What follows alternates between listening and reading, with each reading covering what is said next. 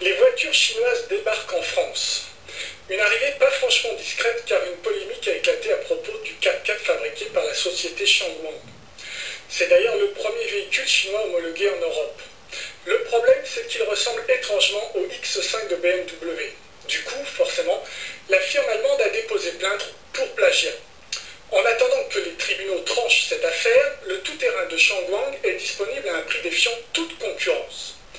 Alors, la copie est-elle au centre de la stratégie industrielle chinoise? Avant d'en parler avec Jacques Gravreau, président de l'Institut HEC Eurasia, on vous convie à une petite séance d'essai automobile. Une enquête signée Claire Giraud et Karima Kiki. Toyota, BMW, Mercedes, Jeep, les plus grandes marques étaient présentes cette année encore à Paris au salon du cabriolet et du 4x4. Mais l'attraction du salon, c'était lui, Shangwang. Le constructeur chinois avait déjà fait couler beaucoup d'encre au salon de Francfort en 2007. Il est accusé par BMW d'avoir copié son modèle X5. Imposant, équipé de tout le confort, le CEO Shangwang a tout d'un vrai tout-terrain. Son point fort, c'est son prix. Moins de 26 000 € pour le modèle d'entrée de gamme.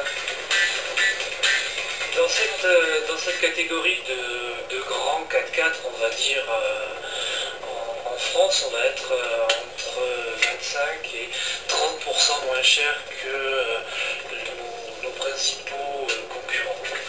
Cette année, la concurrence ne craint rien. En Europe, le constructeur chinois vise 30 000 ventes, dont 10% en France, mais gare. D'ici 2 à 3 ans, nous aurons pris pied en Europe. Et là, la concurrence sera beaucoup plus dure.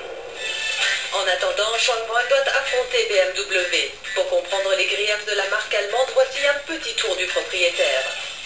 D'un côté, donc le CEO de Shangwang, de l'autre la X5 de BMW. Même design général, moteur Mitsubishi pour le premier, BMW pour le second. À l'intérieur, un habitacle spacieux pour 5 places confortables. Derrière, le coffre, celui de la CEO, celui de BMW. Même ouverture, même profondeur, cherchez la différence. Chez BMW, on n'a donc pas hésité à déposer plainte contre le constructeur chinois. On pense qu'il y a un plagiat du design du X5 et donc au niveau du groupe en Allemagne, on a décidé de faire un procès, d'intenter un procès au constructeur chinois. Mais pour le distributeur français de China Automobile, c'est un faux débat. On est dans un salon automobile et on regarde autour de soi et à ce moment-là on aura beaucoup de véhicules qui sont des plagiats ou des copies d'autres. Reste à savoir si une plainte pour plagiat contre une entreprise chinoise a des chances d'aboutir. C'est pas parce qu'ils sont forts et gros qu'ils auront tous les droits, ils devront respecter la loi, et notamment dans les pays où ils ne sont pas chez eux. En Chine, probablement, ce sera différent. Hors de la Chine, je pense qu'ils devront aussi apprendre et comprendre qu'il y a des lois qu'il faut respecter pour tout le monde. En attendant le résultat du procès, les Chinois comptent conquérir les marchés avec un nouveau concept marketing. Notre stratégie aujourd'hui, c'est de vendre, de créer, entre guillemets, une nouvelle catégorie, un nouveau segment en France qui sera le low cost de luxe. Le haut de gamme low cost, c'est une pure invention marketing et ça fait parler. Low cost de luxe, pourquoi pas? Encore faut-il assurer la sécurité. Car dans ce domaine, les Chinois ont des progrès à faire. On se souvient du crash test réalisé sur Briance BS6, un autre constructeur chinois, un désastre. La voiture se plie en deux et doit être retirée du marché belge. Pour le CEO, test réussi, il faut dire que la voiture a subi 120 modifications par rapport au modèle initial.